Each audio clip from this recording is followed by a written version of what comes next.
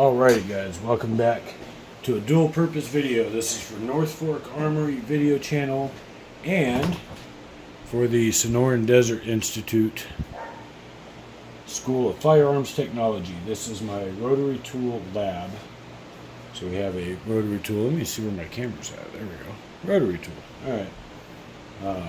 So this is the Wen rotary tool. It's got the flex shaft, which I really like, so I can keep it hanging up and have this thing. So what we're going to do, we're going to use that and some other materials to do a little bit of polishing on my Rock Island 1911.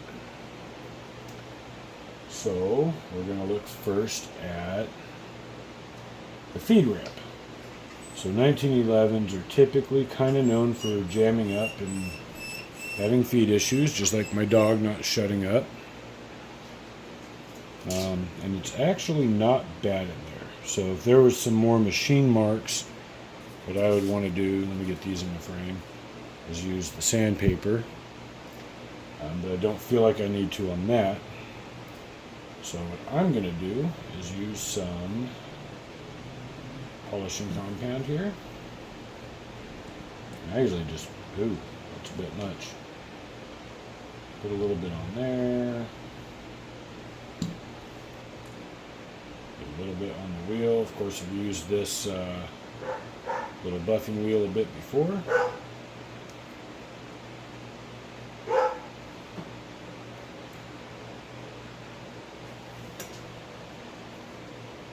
Just probably get my drink up off the table.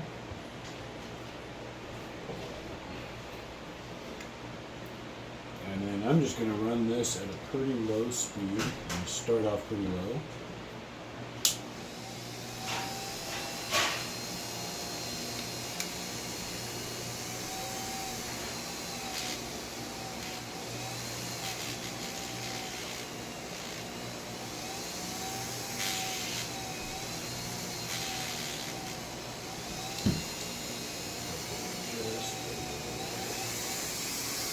There we go.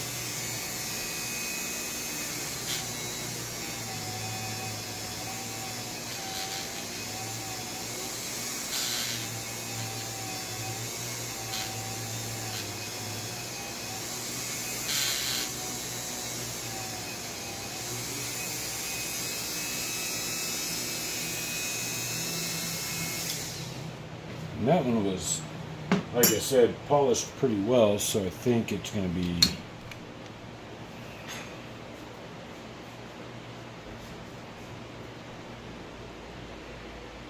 see if I can get that in camera.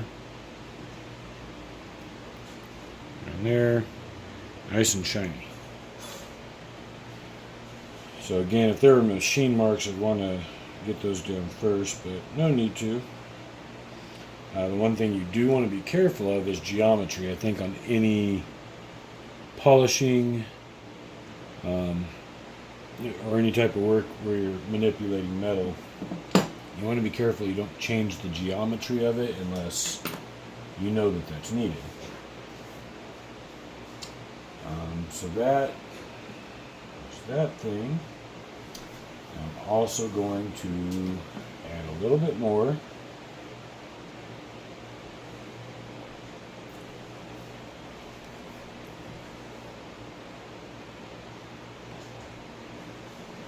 I do this because otherwise it flips this stuff all over the place and I don't like cleaning that up. So we will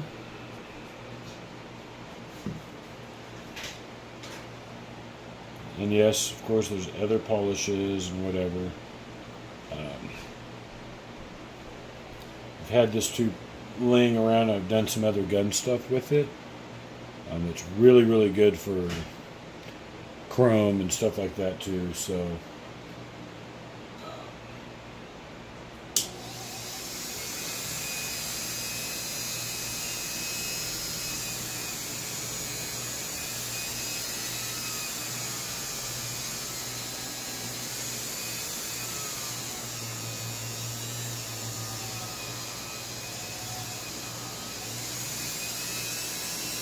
Now, if you noticed, I had that smaller wheel out because I thought about changing to it, but this larger buffing wheel actually seemed to fit just like perfectly in here, so that's why I stuck with that. And I'm just testing something here and see.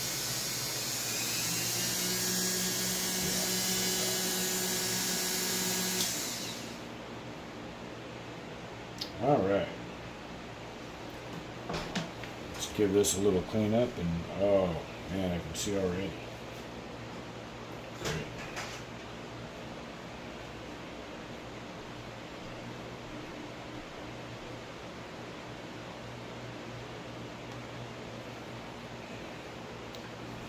So there, we've got that with a good high shine on it. Should have very little friction, as a bullet on a 1911, when it comes up, I mean, you're hitting this ramp and basically the bullet's coming up and then in, rather than some of the more modern ones that have more of a sloped ramp to go in like that. So having this all just really super smooth helps quite a bit. It does even on the other ones. And then I do know that, and let me use a pointer for this, we could extend this bevel around, but I don't feel like it's necessary. I don't have a lot of feeding issues with this. When I do, it's really minor, so I think that is going to do it for that polishing, as far as that goes. And one thing I do want to do, this part that shows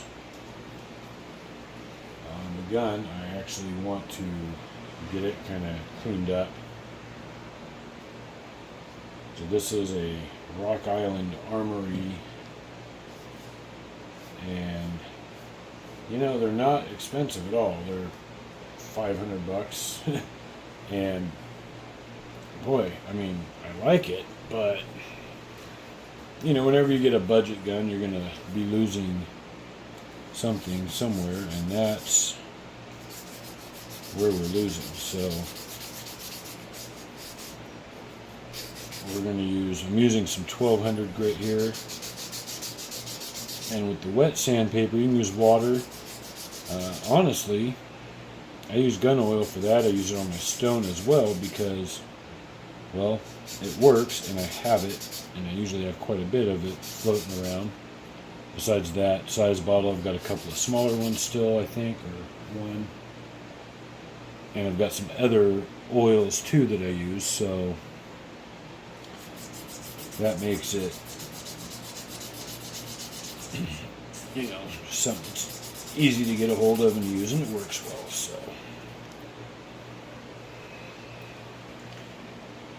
I'm going to keep this rag with me down here. I'm a big fan of recycling old shirts into rags too. It's,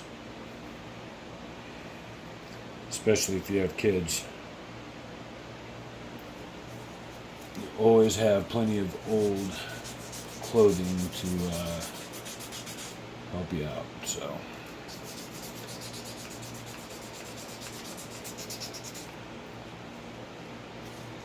I don't think I've purchased a shop rag in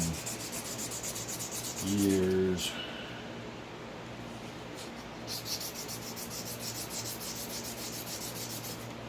Now I'm not polishing the entire barrel. I don't want to take that finish off. I just want to do this part here. So yeah, it wasn't terrible.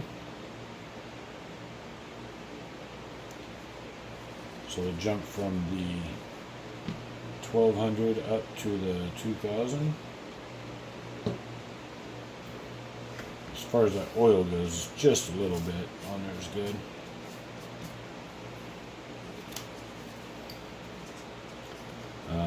And then I'm going to hit this with that rotary tool again, just to do kind of a finished polish on it. The good news about a job like this, what I like, is that you can kind of sit here and go to town on it and get it where you think you're happy, and then a week or two later you say, hey, I want to polish it a little bit more, and you can easily just do it. There's no real process to it other than this. It has already looks a whole lot better as far as the area that's showing.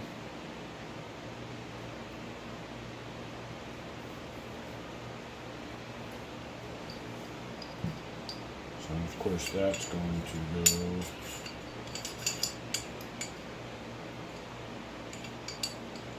in there, so everything that shows is going to look a lot better.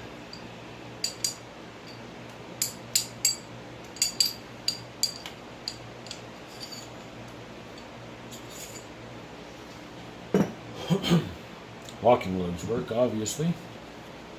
Let's go ahead and just put a little of this on here.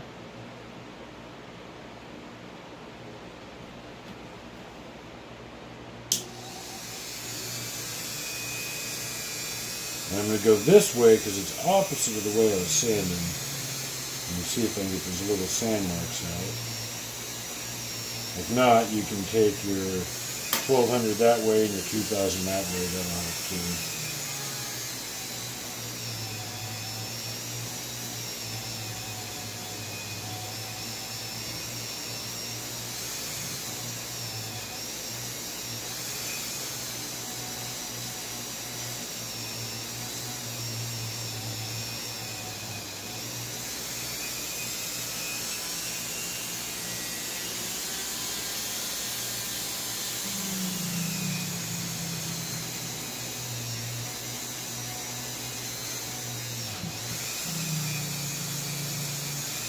That little slip where it caught the edge, that's what you want to be careful of.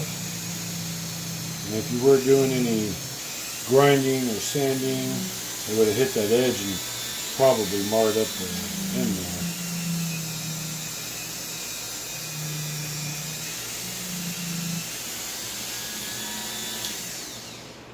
So that's now getting dry. The wheel itself isn't what really does this, it's the polishing compound, so if you need to stop and reapply, you definitely should.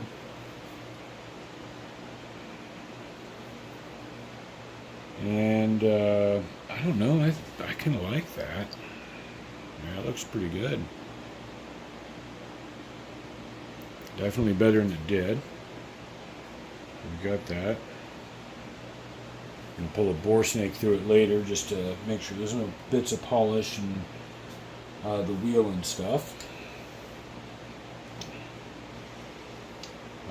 The rails actually look good, and in here as well too. I haven't had any issues with that. I've had no extraction issues. Another place that could be polished is your breech face, and under the extractor, that just ensures that it's smooth as your bullet's kind of coming up. And again, the key here is modern guns like your Glocks and M&Ps and stuff like that hit a feed ramp that goes like this. This thing hits a feed ramp that goes like that, like super up. So it coming onto that breech face, you want it nice and smooth to reduce friction. So you can disassemble it, pull your firing pin and everything out. I'm going to run without doing that for now. That may be a project again for the future. So I'm going to clean this up. I'm going to call that good for right now. But I think it's pretty good. I'm really, I don't know, I got the AR build coming up. I think I might want to polish this at some point in time, the whole thing. I just don't know. If you have an idea, throw it down in the comments. Tell me if I should polish the barrel or leave it black, or remove that finish and maybe Duracoat it a different color. Kind of already thinking about doing that with the upper anyway, the slide. I kind of want to do OD green, but so we've got that. I can't think of anything else I'm going to do to this thing right now, other than clean it back up, re-lube it a little bit, and put it back where it goes. So for school, that's our project for the North Fork Armory channel. Thanks for watching. Like, share, comment, subscribe. Any videos you guys want to see, again, let me know. Been doing some projects. Just finished Winchester 94. We got a Savage 22 to work on. This, a few other things. So anything you're interested on, and then hopefully I'm going to have a camera person back and start doing some videos about shooting and running through some training drills and stuff that we do. So I think that'll be fun. Everybody out there in YouTube land, stay safe and carry on.